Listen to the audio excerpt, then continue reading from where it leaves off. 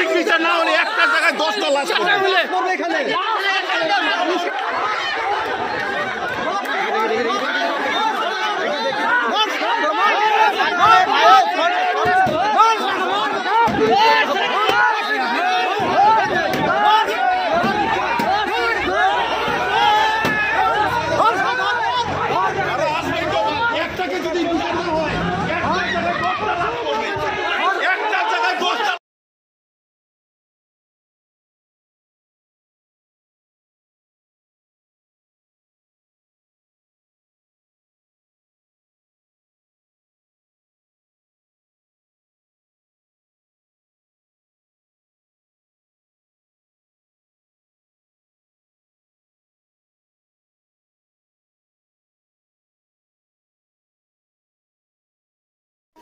ছোট ছেলের হাতে খুন হলো বাবা। ঘটনায় চাঞ্চল্য কালিয়াগঞ্জে। ঘটনাটি ঘটেছে উত্তর দিনাজপুর জেলার কালিয়াগঞ্জ ব্লকের অনন্তপুর গ্রাম পঞ্চায়েতের অধীন বুড়িডাঙ্গি এলাকায়। স্থানীয় বাসিন্দাদের অভিযোগ, সোমবার দুপুরে ছোট্ট ছেলে শুভঙ্কর রায়কে তার বাবা বকাবকি করলে সেই সময় বাবার উপর চড়াও হয় ছোট্ট ছেলে। সেই সময় মাটিতে লুটিয়ে পড়ে নির্মল রায় নামে ব্যক্তি। তড়িঘড়ি স্ত্রী এবং ছোট্ট ছেলে মিলে কালিয়াগঞ্জ স্টেট জেনারেল হাসপাতালে নিয়ে গেলে অবস্থা আশঙ্কাজনক হলে রায়গঞ্জ হাসপাতালে রেফার করা দেয় চিকিৎসকেরা। সেখান থেকে মালদায় নিয়ে যায় পরিবারের লোকজন। বুধবার সকালে মালদাতেই মারা যায় ছোট্ট ছেলের হাতে আহত বাবা নির্মল রায়। বুধবার সন্ধ্যায় মৃতদেহ বাড়িতে নিয়ে আসলে এলাকার লোকজন বিক্ষোভ দেখাতে থাকে। ঘটনার খবর পেয়ে কালিয়াগঞ্জ থানার পুলিশ গিয়ে মৃত ব্যক্তির ছোট্ট ছেলে শুভঙ্কর রায় এবং স্ত্রী মায়া রায়কে আটক করে নিয়ে যায় কালিয়াগঞ্জ থানায়।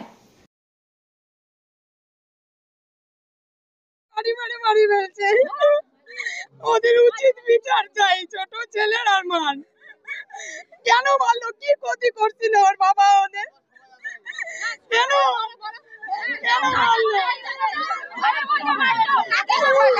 অভিযোগ করলো আমার দাদাকে ওরা বাজার করে আসছে, দাদা কালিয়াগঞ্জ থেকে, হয়তো বাইরে ছিল, তখন ও যে কি করলো, খালি কুকুরের মতো চিল্লাইলো, কুকুরের মতো চিল্লাচ্ছে। তখন আমরা প্রধানের এখানে মানে কিসের একটা ফর্ম ফিল আপ করতেছিলাম এসে ভোটের, তখন এসে আর প্রধান গেল, গিয়ে বললো কি বাঁচাও তোমার দাদাকে, আর কিছু দেখো না, দাদাকে বাঁচাও।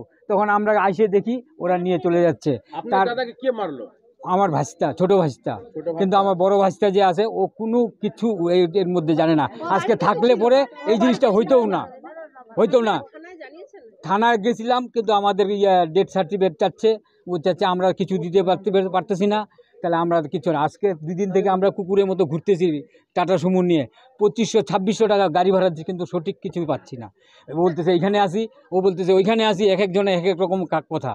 মূল ঘটনা কি ঘটেছিল? মূল ঘটনা ওদের ঝগড়া হয়েছিল একটু। ছেলেটা ব্রাশ করতে করতে 1টার সময় বাড়াইলো, 2টার সময়, 1টার সময় বাড়ায়, ঘুম থেকে উঠে পরে মনে হয় এইখানে লাথি মারছে পাছার মধ্যে, মানে ইয়েতে, হ্যাঁ সামনে লাথি মারাতে অজ্ঞান হয়ে গেছিল। তারপরে বলছে হ্যাঁ তুই চিল্লাচ্ছিস, তখন কিন্তু কুকুরের মতো চিল্লাচ্ছে। আর ছাদের থেকে কিন্তু আমার প্রধান দেখতেছে সব কিছু।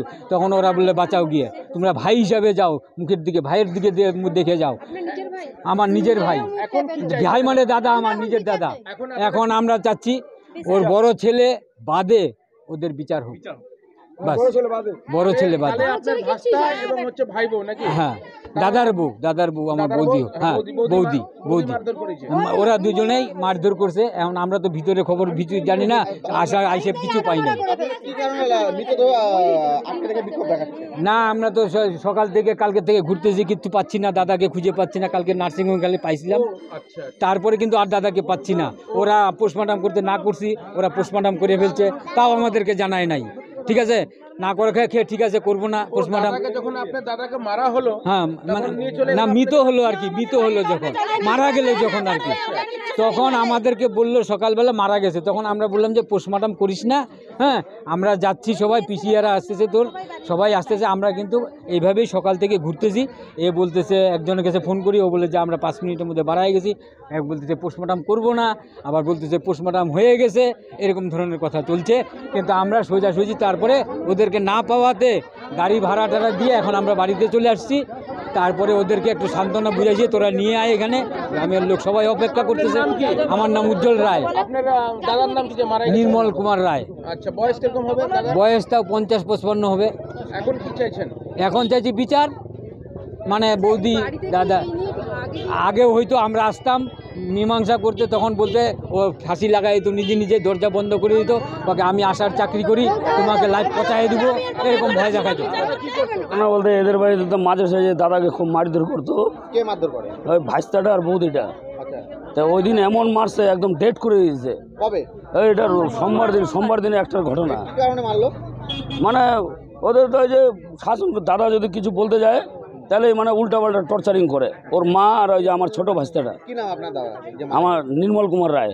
আজকে কি কারণে মৃতদেহ আটকে রেখে বিক্ষোভ দেখাচ্ছে? ওই যে যেন বিচারটা ঠিক হয়। কাদের বিচার? কি চাইছেন আপনারা? আমরা চাচ্ছি যেন ওদের মানে মানে ন্যায্য বিচার হয়, একদম আইন যেন একেবারে ঠিক ব্যবস্থা নেয় ওদের। কাদের শাস্তি চাইছেন আপনারা? ওই বৌদির আর আমার ছোট ভাইস্তার। ছোট ভাস্তার নাম? সন্তু রায়। শুভঙ্কর ভালো নাম। আর বৌদির নাম? বৌদির নাম মায়া রায়। আপনারা কালিয়াগঞ্জ থানায় জানিয়েছিলেন? মানে গেছিলাম তো বলছিল যে ঠিক আছে তোমার কালী পূজা আছে তো ভিত্তির, তারপর চলে আসে ঘুরে। আপনার নাম? কি ঘটনাটা কি ঘটেছে? ভাস্কর কুমার রায়। ঘটনাটা কি হয়েছে? ঘটনাটা হয়েছে গত 17 তারিখে, 17ই নভেম্বর। আমি তখন শিলিগুড়ি থেকে ফিরছিলাম, বাইক নিয়ে শিলিগুড়িতে গিয়েছিলাম 16 তারিখে। এবার আমি যখন ইসলামপুরে থাকার সময় আমাকে মা ফোন করে যে তুই তাড়াতাড়ি আয় বাড়িতে, তোর বাবা এরকম অজ্ঞান হয়ে গেছে, ভাই আর বাবার মধ্যে একটু ঝামেলা হয়েছে, তুই তাড়াতাড়ি বাড়িতে আয়। ঠিক আছে, এবার স্বাভাবিক আমি বাইক নিয়েছিলাম, যতটা তাড়াতাড়ি সম্ভব হয় আমি ফিরি সেখান থেকে রায়গঞ্জ হাসপাতালে, কারণ আমি যতক্ষণে ফিরি ততক্ষণে বাবাকে কালিয়াগঞ্জ থেকে রায়গঞ্জ হাসপাতালে রেফার করে দিয়েছিল। এবার করে দেওয়ার পরে এবার আমি যেটা পরে এসে এখানে জানতে পারি, এমনকি আমি যেটা আমাদের বাড়ির সিসিটিভি ফুটেজ আমাদের যেহেতু লাগানো রয়েছে পিছনে, যেখানে মেন ঝামেলাটা হয়েছে আর কি, যেখানে ওটা দেখতে পারি যে ঝামেলার ওখানে মানে বাবা তখন বাজার থেকে এসছে, বাজার টাজার করে নিয়ে কলপারে সব মাছ ফাছ রাখছে, আর ভাই তখন 1টা-1.5টা নাগাদ ঘুম থেকে উঠেছিল। এবার ভাই তখন গ্রিলের বারান্দার মধ্যে দাঁড়িয়ে নিয়ে কি বলে আপনার ব্রাশ করছিল, আর তখন বাবা স্বাভাবিক ভাইকে তখন বলছে যে এত দেরিতে ঘুম থেকে উঠছিস, ভাইকে বকাবকি করছে, যেটা করাটা স্বাভাবিক বাবার। ঠিক আছে, এবার তখনই এই কথায় ভাই আর বাবার মধ্যে কথা কাটাকাটি বা ঝামেলা শুরু হয়। ঝামেলা শুরু হতে তখন একটা এরকম পর্যায়ে, মানে আমি যতটুকু সিসিটিভিতে দেখেছি সেটার পরিপ্রেক্ষিতে বলছি যে ঝামেলা হতে আমাদের বাড়িতে একটা পেট ডগ রয়েছে ছোট, ওর একটা ছোট এরকম লাঠি আছে ওকে ইসে করার জন্য, ওই লাঠিটা ভাই গ্রিল লাগানো ছিল, গ্রিলের ভিতর থেকে এইভাবে ছুঁড়েছে ঠিক বাবার দিকে লক্ষ্য করে। ঠিক আছে, বাবার দিকে লক্ষ্য করে ছুঁড়েছে। এবার সেটা ছোড়াতে সেই লাঠিটা বাবার এই ডান চোখের নিচে এই জায়গাটাতে লেগে এই জায়গাটা অনেকটা ক্ষত হয়ে যায়।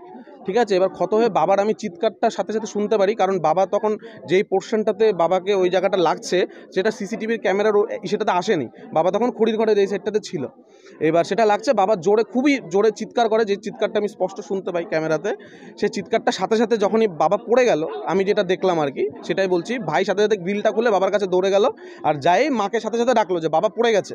ঠিক আছে, এবার তারপরে বাবা ওই পড়ে যাওয়ার পরেই সেন্সলেস হয়ে গেছে।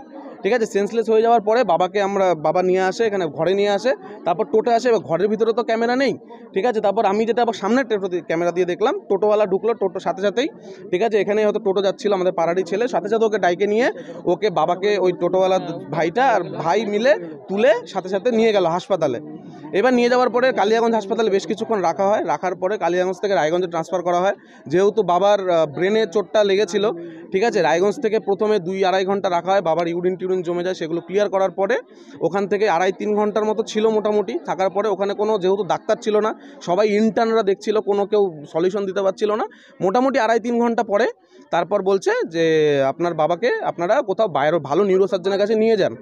ঠিক আছে, হয়তো হ্যাঁ তখন বেঁচে ছিলেন না সেন্সলেস, তো বাড়ি থেকে বেরোনোর সময় সেন্সলেস।